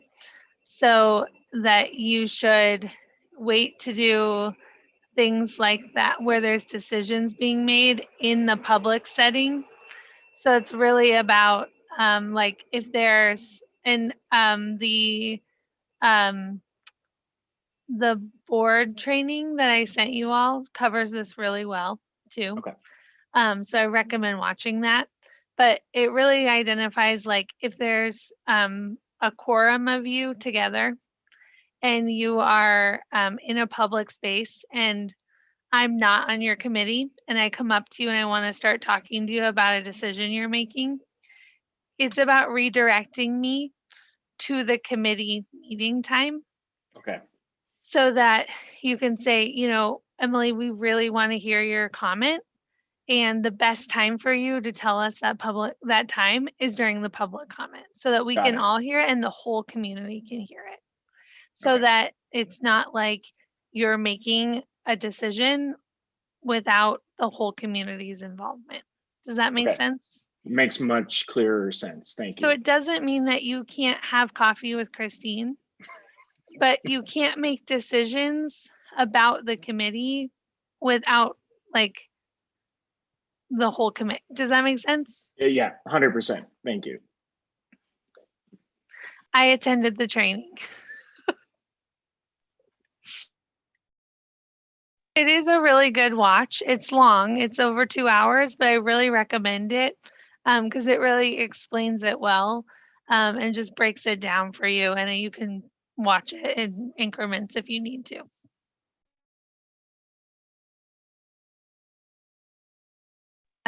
Oh, I was on mute. Do you have changes to that section? I do not. No, it was Okay. just thanks for clarifying what it meant. That's all. Okay, so I'm looking at time and I just want to see, I want to respect if there are other changes, but I also want to keep us on track. Are there any other changes to the charter, or I'll move these through to the next stage?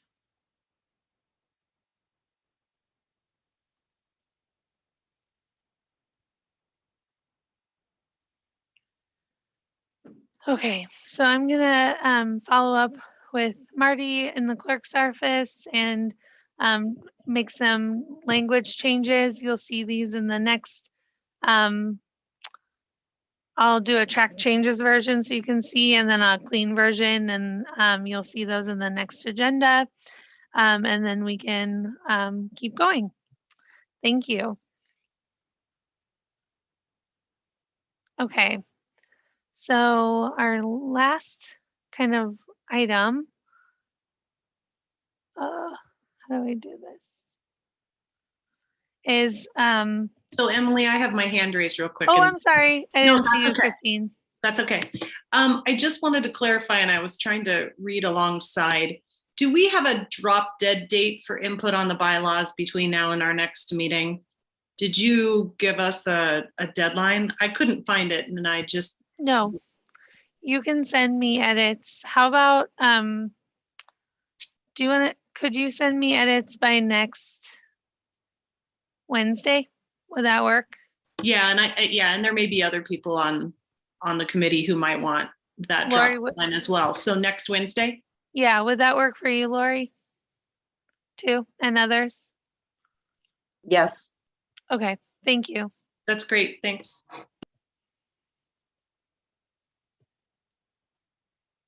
All right. Yeah, thank you. And then I can get those edits incorporated for our next meeting. Okay. Sorry, I missed your hand. Thanks for calling that out. Perfect. Okay, so our last thing is for our kind of knowledge building section. I thought based on the onboarding surveys, I thought we would start with just a trust fund overview for people.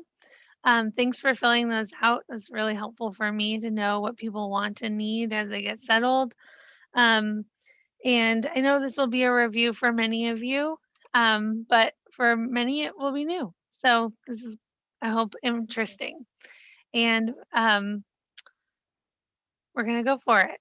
So this City of Missoula adopted a citywide housing policy known as A Place to Call Home in 2019, which outlines several strategies to address our ranging housing needs. And the strategies are organized in 4 recommendations, which are to track and analyze progress for continuous improvement, to align and leverage existing funding resources to support housing, to reduce barriers and promote access to affordable homes, and to partner and create and preserve affordable homes. And the creation of the Affordable Housing Trust Fund is a named strategy in the housing policy under align and leverage existing funding resources to support housing, and a foundational component of supporting much of the rest of our housing policy recommendations. So the Affordable Housing Trust Fund, which I think you all know at this point, was adopted by ordinance and resolution in July of 2020. And the ordinance, which I attached for you in your agenda, and the resolution establishes and outlines the purpose, the establishment and the uses of the trust fund, the administration, and the oversight committee. And then, of course, as I've mentioned tonight, the oversight committee structure was amended in May of 2021 by ordinance amendment. And I just wanted to kind of highlight for you all the allowable funding activities that are outlined in the ordinance. And they're vast, and they're outlined as land for the construction of affordable housing, preservation of existing affordable housing, conversion or renovation of existing buildings into affordable housing, financing or infrastructure to support affordable projects, acquisition, development, construction, financing, operator owning affordable housing, upfront costs associated with permitting and development fees, consumer housing programs and services, providing loan guarantees to affordable projects, providing gap financing for affordable housing projects, and administrative costs really to the city to operate the fund. And that can't be more than 8% of the total revenue per year. And then there's outlined the allowable project types, which are consumer housing service programs, construction of rental homes and homeownership, community land trust, preservation projects, which include mobile and manufactured home preservation and infrastructure assistance, accessory dwelling unit programs, and small repair loans, and the multifamily acquisitions. And then in the ordinance, it also outlines what's allowable as revenue sources, including an annual general fund allocation of $100,000 as a minimum, a revenue generated from the sale of city-owned land and assets that are not otherwise encumbered or dedicated to something, grants, private donations, bequests, or contributions, principal and interest payments that are made by borrowers to the city for outstanding trust fund loans, fines and penalties that may be imposed in the terms of any grant or loan made by the trust fund, and other funds that can be identified as suitable from time to time, which is just really open language about other revenue opportunities.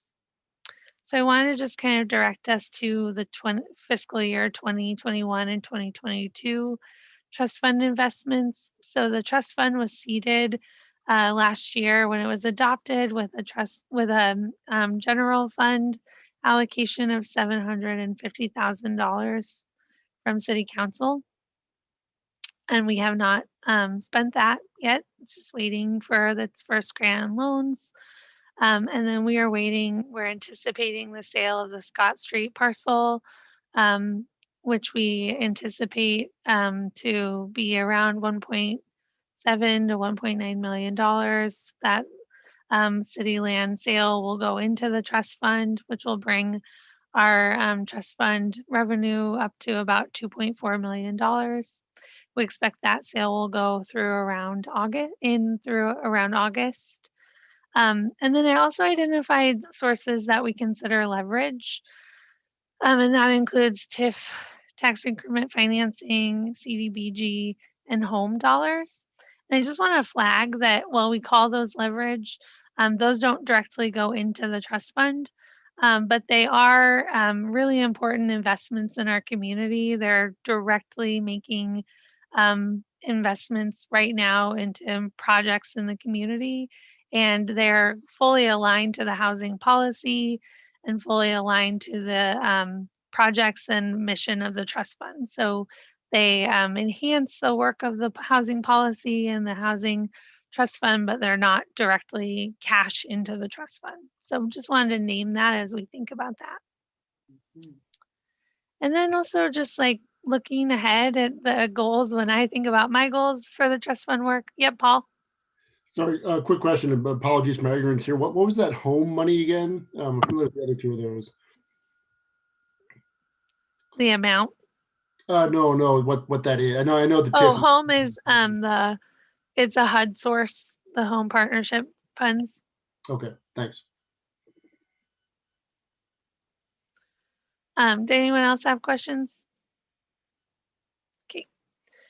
And then just looking ahead for the trust fund and thinking about the work that I have ahead and that we have ahead is really thinking about capitalizing this fund. I don't think I mentioned that in the resolution, it names a 5-year goal to have a $10 million revenue source and really capitalizing that so that we can be making revolving loans and grants.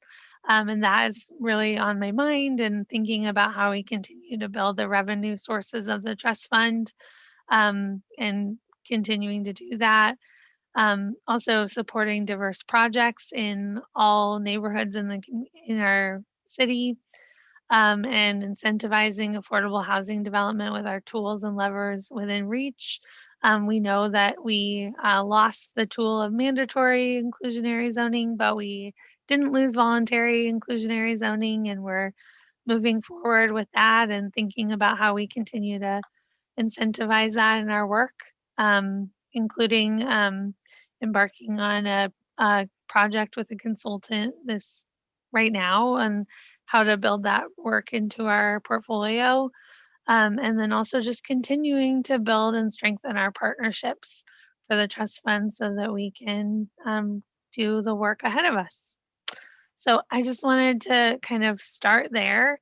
I know that we will have lots of opportunity to share the work and do deeper dives. And I know one of the things people want to learn more about is the housing policy.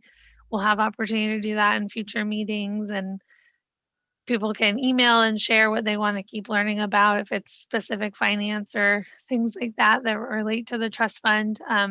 We'll bring experts and other people in to do that learning and ask people to join us and do that work.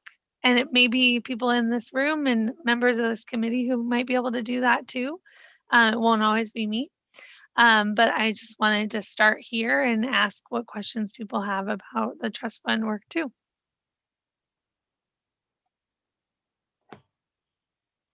Yep, Paul.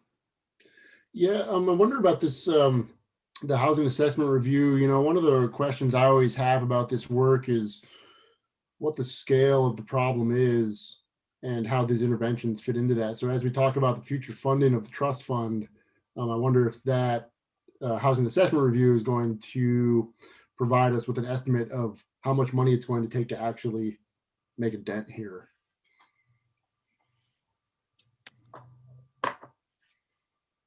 I'm adding it to my list, Paul. I always just say $1 billion.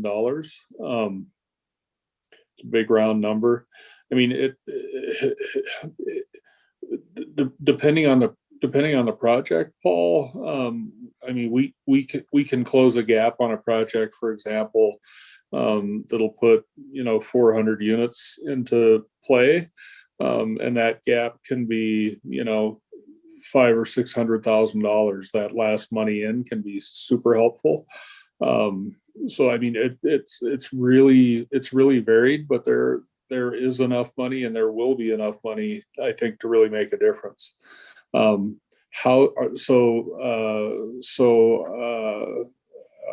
Our housing policy document has quite a bit of rich information with regard to kind of need,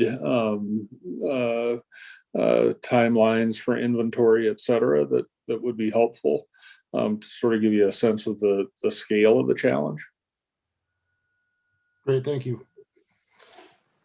I saw Heidi and then Will. Will had his hand up first. Oh, sorry, I didn't see that. Go for it, Heidi. Go ahead, Heidi. So I have two, maybe a request and a question. I think both the admin manual and the housing policy talk about, I guess, how we can help Littig projects along. And so I think it would be great if we could represent the amount of funding that comes to our community in the form of Littigs. Both, I think, Lori knows the numbers better than me, but I think both the Villaggio and Trinity are upwards of $50 million that are being matched with home funds and CDBG and MRA, and hopefully in the future the trust fund. And so I think like showing how a little bit of money can capture that big money is valuable. So that was my first thing. My second thing is that I feel like I could use some education around how the strategies are different while we're building the fund balance of the housing trust fund versus once it's fully funded at the goal of $10 million. I assume that those are different, and I'm not an expert, so I would love to learn more about that. Thanks, Heidi. Will? Yeah, one thing, the grants is interesting, and this can be a discussion for another time, but just curious if there are private foundations out there that like to fund municipal housing trust funds. Certainly, I think that'd just be a really interesting avenue to pursue. We can talk about that more because I realize we're coming up on time. The one quick question I had, I'm just curious with CDBG, Emily, is the thought process from the city that we want to allocate 100% of CDBG funds to support affordable housing, because I know they can be used for things beyond just housing. But is that, when we think about that in match, should we assume that all CDBG is meant to be to support housing? Yeah, I believe so. Okay. Montana, you want to answer that? Yeah. Yeah. So we'll, in our most recent consolidated plan for CDBG and home, we've really narrowed the goals around housing and homelessness. And so that is our guiding sort of document for CDBG and home investment through 2023. That doesn't totally rule out things like public facilities, like the Trinity Navigation Center, for example, and some of those things. But it is based on those con plan goals focused on housing need right now. That's great. Cool. Thanks. Lori? Yeah, forgive me if we've already addressed this. I've had a busy couple of weeks, but when we talk about the annual housing assessment report in the bylaws, what is that? Is that the CAPER? is that a separate housing report, assessment report that's being done? Yep. Yeah, it's not the caper. Thank goodness. I don't want to write the caper, but it's the assessment report that will help us write the allocation plan. So it's really kind of a background document around needs and some work around gaps, though we're still kind of right sizing that for this year especially. But it will help give some background around our landscape of what's needed and also some outcomes around what's been invested and outcomes of housing in our community. And is city staff doing that, or is it a consultant that you're hiring for that? No, I'm writing that. Oh my goodness. You have a big job. I don't want that job either. I'm very happy to have it. Good. Montana. I recognize that I have no positionality on this committee, but I would just like to echo that Emily has a very big job. And I am hopeful that this committee can help us kind of hone that assessment report and dial it back where we can, dig in deeper in some places. The goal is for it to be a much more functional document than something like the caper for our HUD programs. And so I'm hopeful we can get that to a manageable place, and potentially we could, I don't want to speak for you, Emily, but we could look at getting some outside support for crafting that in future years. So I recognize it's 8:01 and we've already kept you. Thank you. I do want to just offer, since it's our first meeting, if people can give us another 2 minutes or so. If there aren't other questions about that, we can switch gears a little bit. I'd just like to ask if we can do a checkout, since it's our first meeting and I want to just check people's temperatures about how this went, and ask what went well today and what could go differently for next time, as we sort of check out.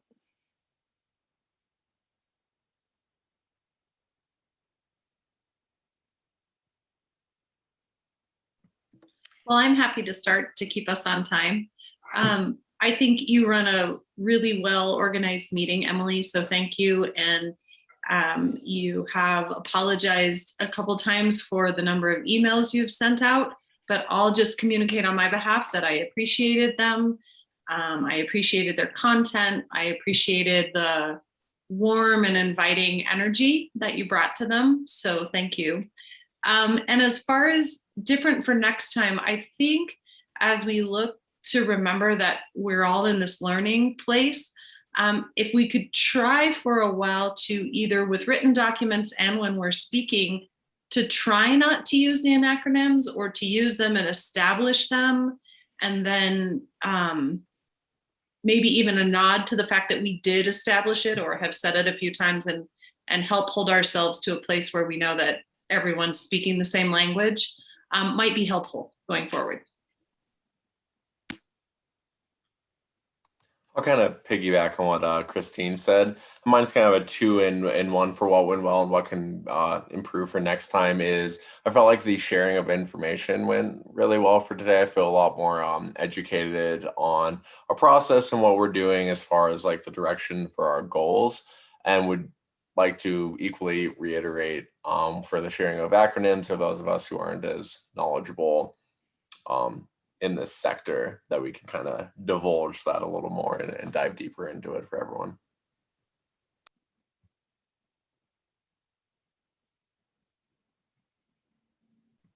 I thought it was great hearing just from everyone else and their background and their experience. And then I just thought that you ran the meeting really well and that the agenda was set up great. And yeah, I think sending it out as far out as you did gave me a chance to read it, and I appreciate that.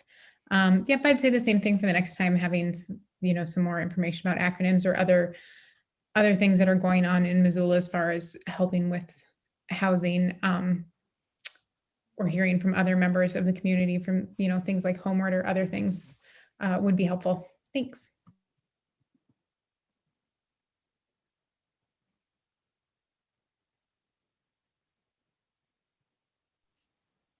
I thought the Emily, great job on the presentation, just the whole flow of everything. I think kind of establishing the big picture, and I think it was really good that we had the discussion around equity too. So we each kind of talked about what our perspective is on what the kind of overarching goals of the committee are. The only suggestion I can think of for next time is, I know we joked about this, but maybe while we still are Zoom, use the hand raise feature. Just that's a helpful way to make sure if you do want to say something, you don't have to worry about being the one who's going to like speak up, but it's sort of like we're all in the queue and then you can just go through and call on us.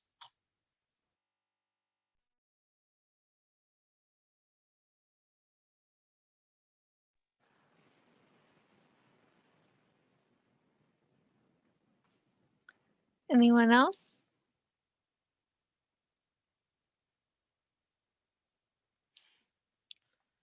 Paul, I'm appreciating the head shakes and the visual thumbs ups. They're very helpful. All right. Well, thank you. And thanks for staying 5 minutes extra. Appreciate it.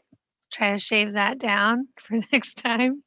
And thanks very much for your time and for being on this committee. I'm really excited to continue to work together. And so we have some action steps for July. I'll be in touch on those. If you can send me your edits for the, you know what, thank you, bylaws by Wednesday, that would be great. And I will be in touch. Thanks so much. Have a great night. Thank you all. And our meeting's Thanks, adjourned. Emily. Thank you. Take good Thank care. you, Emily. Bye. Nice to meet everyone.